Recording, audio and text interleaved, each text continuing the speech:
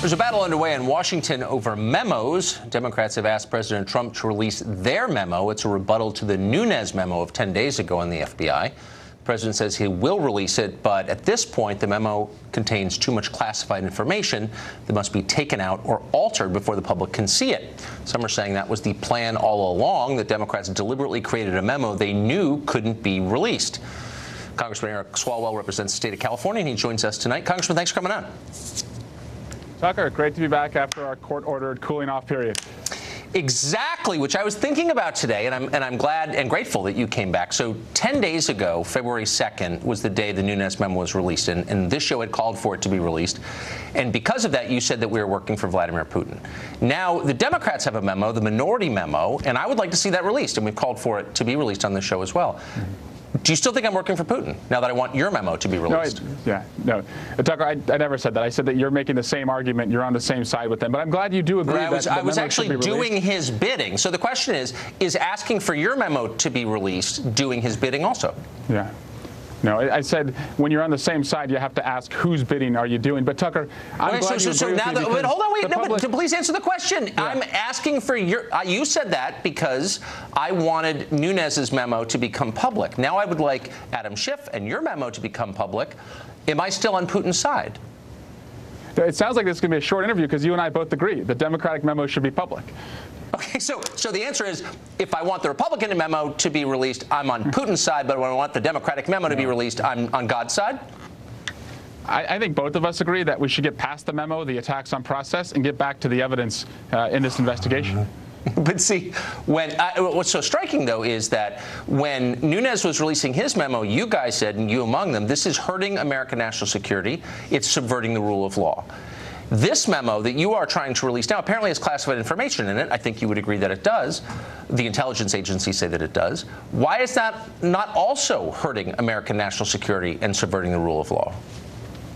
Well, we did something, Tucker, that the Republicans weren't willing to do. We asked the Department of Justice to review it. And if there is anything in there that would hurt the rule of law or national security, we would want that redacted. But it seems odd that the president now wants to listen to the FBI when he was willing to release the memo before even hearing from them or even looking at the memo. I just want the memo out there. Wait, as a great respecter of the FBI, and that was the case you've made for months, that anyone who questions the FBI is unpatriotic, and they protect your life even as you sleep, and how dare you question their judgment? Are you questioning their judgment? Wouldn't you want the FBI to hold that memo if they believe it imperils national security?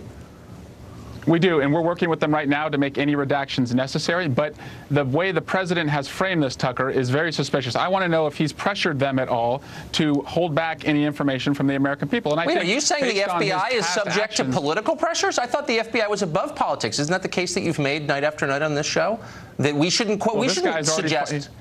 Oh, he's already fired the guy who was investigating him. So all of a sudden, the FBI is a political tool. But I thought I was immoral for suggesting that 10 days ago. But now you're suggesting it. It's kind of weird. They're not a political tool. Oh, because I thought you just said that. You said they had just been pressured. That's not what I said. Oh, didn't you just say they'd been pressured? No, I want to know if he's pressuring them. He can apply pressure without them being pressured. We should work with them. But again, Tucker, this is all a distraction. It's a charade, actually. We really should be hearing from witnesses because it may surprise you. We haven't heard from a witness in our investigation in over a month now. I agree. And look, I mean, again, just to be totally clear, I think that classification is used to shore up people's power in Washington. I think a lot of things that we should be able to see, we can't because they're classified for no good reason. So I'm very sympathetic to your case. What I'm not sympathetic to is the changing goal line here. So when you do something, it's great, it's in the national interest. When the Republicans do the exact same thing, it's somehow doing the bidding of Vladimir Putin. Do you see what I'm saying? Well, no, Tucker, what I see is the FBI said it would be extraordinarily reckless to release a memo, and the president went ahead and did it anyway. Now they have said they have concerns about ours, and what are we doing? We're working with them. We're not going to the House floor and just reading it recklessly. We're working with them because we still believe in the rule of law and the institutions of the Department of Justice and the FBI. Can I ask a question, think that's the difference here. Why did you send it to the White House? Why didn't you ask the FBI first? I mean, you're part of the Oversight Committee. You could have asked them privately, hey, is there anything in here you think would imperil American national security before you send it to the White House? But you didn't because you wanted to grandstand about it, obviously, right? No, it's not grandstanding. It's about an attack that occurred on our country, witnesses in this investigation now being given information by the Republicans, and us wanting to follow the rules. God forbid we have a rule of law and a process that's worked for over 200 years. Why didn't you ask the FBI ahead of time? Wait, hold on. Why didn't you run the memo by the FBI before you sent it over to the White House?